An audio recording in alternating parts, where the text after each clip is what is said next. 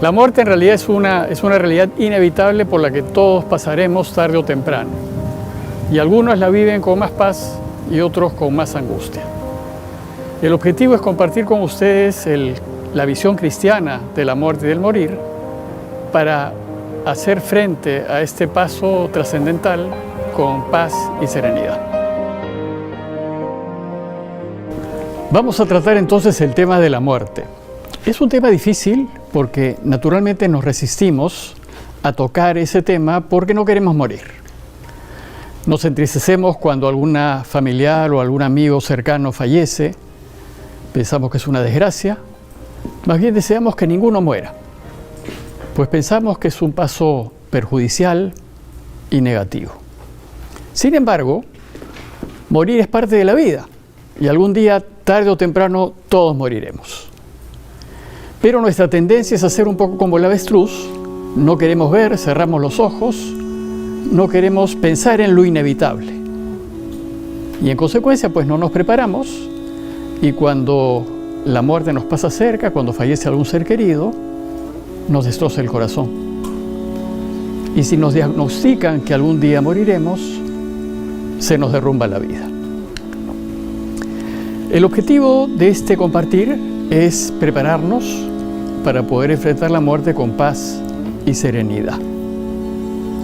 Si hacemos así, no solamente no le vamos a temer, sino que vamos a vivir la vida presente con optimismo, esperanza. Vamos a entender con serenidad la partida de las personas que queremos y cuando nos toque partir daremos pues ese último paso con total confianza, sabiendo que es lo mejor para nosotros. Bueno, nos vamos a preparar siguiendo las enseñanzas cristianas. De hecho, el camino de Jesús nos enseña que morir, cuando nos toque hacerlo, es un paso positivo y más aún deseable. Pues nuestra máxima felicidad consiste en volver a Dios y vivir con Él para siempre. Sin embargo, antes de hablar de la muerte, vamos a revisar 3 preguntas fundamentales en las cuales se apoya el cristianismo. Cuando las revisemos vamos a entender que la propuesta cristiana es coherente y sólida. Estas preguntas son, primero, ¿cómo entendemos el tiempo? La segunda pregunta es, ¿cómo entendemos a la persona, al hombre y a la mujer? Y por último, ¿cómo entendemos la libertad? La respuesta que el cristianismo da a estas 3 preguntas dan cuenta de por qué afirmamos lo que afirmamos y por qué actuamos como actuamos, o cómo deberíamos actuar. Y nos ayuda a entender que la muerte es una lógica consecuencia de una vida bien vivida. Y vamos a descubrir que la vida es hermosa, que vale la pena vivirla. Y entender pues estas preguntas nos ayuda a vivir la vida con más entrega y pasión. Bueno, para más claridad, deseo comparar las respuestas que da el cristianismo con las respuestas a estas 3 preguntas que dan las religiones orientales. La primera pregunta es ¿cómo entendemos el tiempo? Las religiones orientales entienden que el tiempo es circular, es decir, no hay un inicio ni hay un fin, que todo lo que existe ha existido siempre y siempre existirá. Y desde esta perspectiva, no hay creación, ni es necesario un creador, pues todo ha existido siempre. Esto significa que nada se crea, nada se destruye, y absolutamente todo, incluyendo a la persona, se recicla infinitamente. En cambio, el cristianismo en Occidente entiende que el tiempo es lineal, que todo tiene un inicio, un origen, y todo tiene un fin, un término. Y al pensar que el tiempo es lineal, tenemos que suponer que hay un creador que da origen a todo, Dios, y una meta hacia el cual tiende el tiempo y todo lo que existe, que es también Dios. Entonces, desde el punto de vista del tiempo lineal, Dios está al origen de todo y Dios está al final de todo. y absolutamente todo camina hacia Dios. Él es el principio y el fin, el alfa y el omega, dirá la Escritura. Alfa es la primera letra del alfabeto griego y la omega es la última letra del alfabeto griego. Es como decir en el abecedario la A y la Z. Y dentro de estas dos letras se contiene todo. Entonces, según el cristianismo y el judaísmo, hemos sido creados por Dios para volver a Él y estar con Él. Y si bien en el tiempo solo se recicla la materia, todo, absolutamente todo, progresa hacia Dios. La segunda pregunta es cómo entendemos a la persona humana, al hombre y a la mujer. En las religiones orientales se entiende a la persona como solamente alma. Y como todo ha existido siempre, el alma es eterna, sin principio y sin fin, mientras que el cuerpo es corruptible, se reciclará en la materia y esa materia será siempre eterna. Para el Oriente, el alma siempre ha existido y siempre existirá. Y el cuerpo, en cambio, si bien es descartable, es como un vestido que se pone o se quita, esa materia se diluye en la materia del universo y se reciclará al infinito. En el cristianismo, en cambio, se entiende que el hombre y la mujer, la persona humana, es cuerpo-alma. No solo es alma, es cuerpo y alma, en una unidad inseparable, indivisible, como lo sería el oxígeno y el hidrógeno en el agua.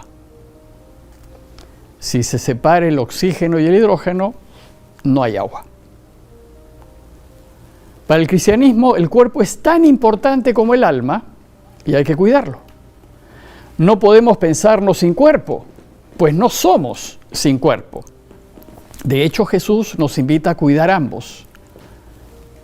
Que oremos, cuidemos el alma y que demos de comer, cuidemos el cuerpo. En la tradición, nosotros tendemos a hablar solamente del alma, ¿no? Hay que rezar por el alma de fulanito. En realidad, esta es una influencia griega, el griego es oriental. Entonces, cuando la filosofía oriental entra en el pensamiento cristiano, se pierde esto que es típico de los orígenes del cristianismo y del judaísmo, que es que el hombre es una unidad cuerpo-alma. No es ni solo alma, ni solo cuerpo. El problema es que en esta unidad indivisible, cuerpo y alma, el alma es inmortal. O sea, tiene principio porque ha sido creada, pero no tiene fin. En cambio, el cuerpo es corruptible. Entonces, si la persona está formada con cuerpo y alma indivisiblemente, ¿qué sucede cuando la persona muere? Antes de responder esta pregunta, veamos cómo entiende Oriente y Occidente la muerte, que es esta separación entre el cuerpo y el alma. Tanto en Oriente como en Occidente, la muerte se entiende como separación. Se separa el alma del cuerpo. En ambas visiones, el alma permanece en el Oriente porque siempre ha existido y siempre existirá, y en el cristianismo porque ha tenido un principio, pero ha sido creada para no morir. Pero, en cambio, el cuerpo, en ambas visiones, simplemente se descompone y se recicla en la materia. El problema es qué sucede con la persona. Para las religiones orientales, cuando se separa el cuerpo del alma, no pasa nada, porque la persona es solo alma. El alma es lo único que interesa. No interesa pues que se pierda el cuerpo, ni siquiera le interesa mucho cómo le ven esta vida. Lo que sí es importante es que hay que cuidarlo en la medida en que ayude al alma a seguir adelante. Esta visión oriental de que la persona es solamente alma y que el cuerpo es revestible, digamos, acoge la idea de la reencarnación. Según el pensar oriental, el alma, porque es eterna, se reciclará siempre, volviendo constantemente a la vida, en un continuo nacer y morir. Y así se va perfeccionando hasta el infinito.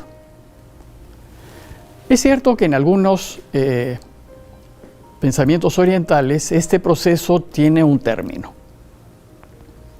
Lo cierto es que en cada vuelta a la vida, según la visión oriental, el alma, que es la persona, toma un nuevo cuerpo. El problema es que en estas infinitas recicladas del alma, finalmente, ¿quiénes somos nosotros? Bueno, según pues la cosmovisión oriental, la muerte no es un problema, porque es el proceder natural de la vida en la eternidad. Es un continuo reencarnarse, morir, volver a nacer, morir, volver a nacer, y la muerte es parte de este proceso. Pero ¿qué pasa en el cristianismo? ¿Qué sucede con la persona? Porque si la persona es cuerpo y alma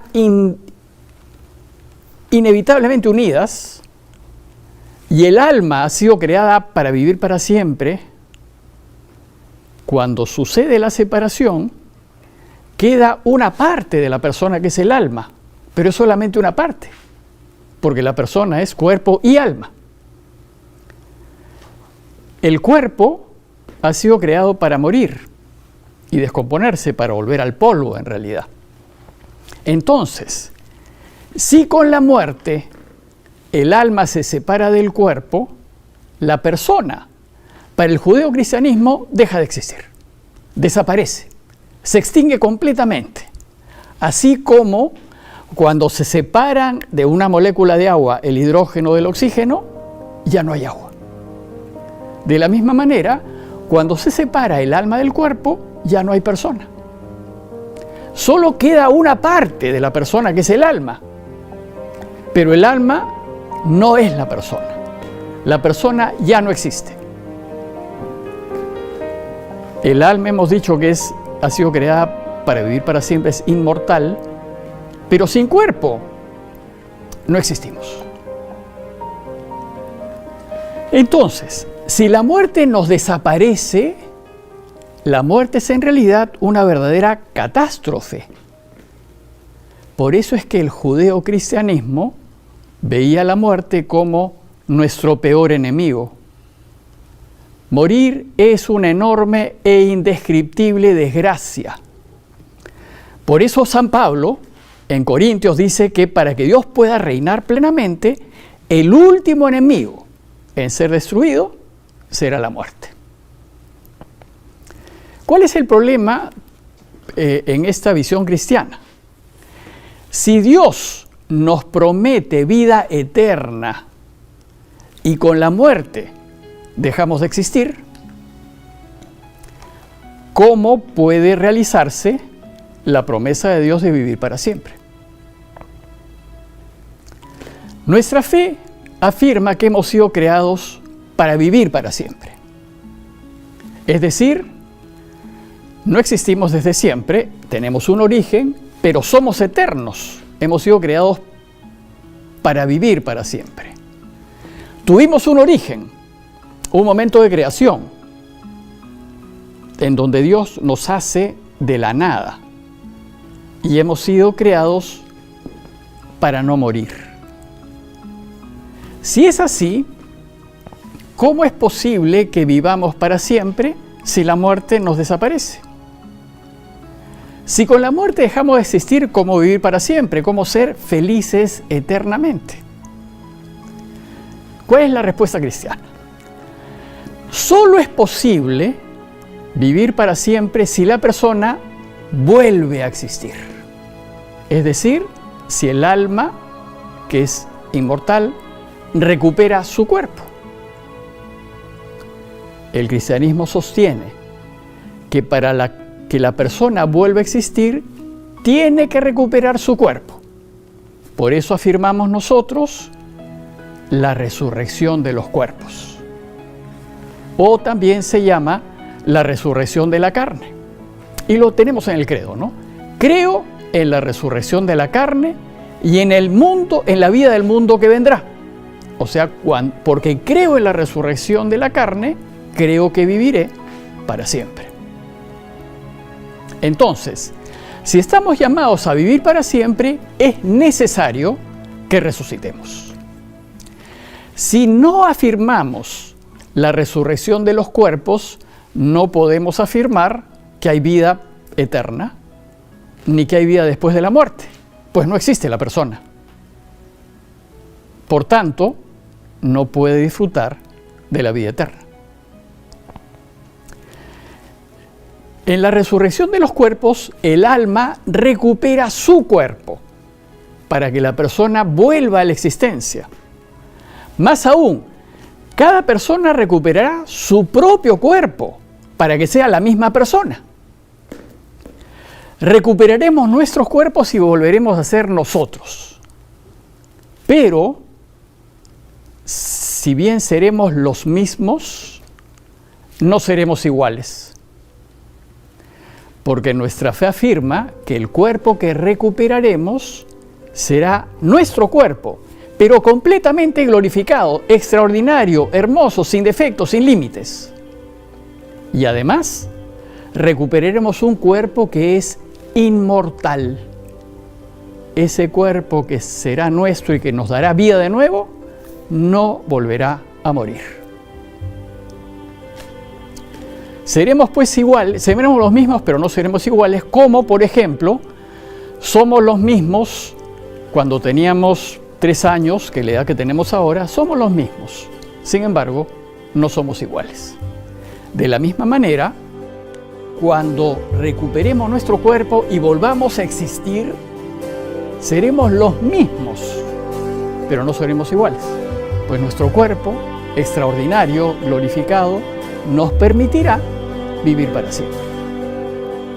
Ya, vamos entonces a responder ahora a la tercera pregunta, que es: ¿cómo entiende el cristianismo la libertad? El cristianismo afirma que Dios nos ha creado libres. Más aún, hemos sido creados a su imagen y semejanza. Como Dios es libre, hemos sido creados a imagen del Dios libre. Bueno, pues esta libertad que nos asemeja a Dios es la que nos permite decidir nuestro futuro. Dios nos ha creado libres para determinar nuestro futuro, para que nosotros elijamos nuestro destino, para decidir cómo queremos terminar. Es decir, para decidir si queremos terminar en felicidad o para decidir si queremos terminar en desgracia. Nuestro destino va a depender del uso que nosotros hagamos de nuestra libertad. Va a depender de nosotros. Jesús nos enseña cómo elegir en el presente para poder ser felices después. Es decir, y si somos libres, significa que el futuro no existe. Porque si el futuro existiese, no podría determinarnos. Es decir, el futuro no puede estar escrito porque si no yo pierdo libertad. Si estuviese escrito, yo no podría decidir lo que yo quisiese porque ya está escrito. Pero como nosotros afirmamos que somos libres, el futuro tiene que estar abierto. Y el futuro irá existiendo a medida en que lo hacemos presente. Cada uno de nosotros decide su futuro, lo construye y lo va a hacer en las decisiones que a cada momento tomamos. En las decisiones que hoy tomamos, vamos a determinar lo que seremos. Entonces, nuestra futura felicidad o desgracia va a depender exclusivamente de nosotros. Nosotros, pues, hoy no jugamos la felicidad o desgracia. Y lo hacemos en las decisiones de todos los días. Nuestra vida presente dependerá de lo que elegimos y de cómo vivimos Y nuestra vida después de esta vida dependerá de lo que hayamos elegido y de cómo hayamos vivido. Entonces, ser felices ahora y ser felices para siempre depende de nosotros. Depende de si seguimos o no seguimos los consejos de Dios, si seguimos o no seguimos el camino de Jesús, si hacemos o no hacemos su voluntad. Hoy podemos elegir lo que nos hará felices, pero también hoy podemos elegir lo que nos hará infelices. Es decir, si nosotros elegimos vivir según los valores cristianos, según los valores de la verdad, de la justicia, de la vida, del ayudar, del servir, del dar una mano, de preocuparnos de los demás, seremos felices aquí y ahora, y lo seremos después. Pero, si elegimos vivir según los valores que propone el mundo, que es el egoísmo, la prepotencia, la corrupción, buscando solamente tener, acaparar, adquirir fama, honores, poder, autoridad, control, no solamente no seremos felices aquí, sino que tampoco lo seremos después.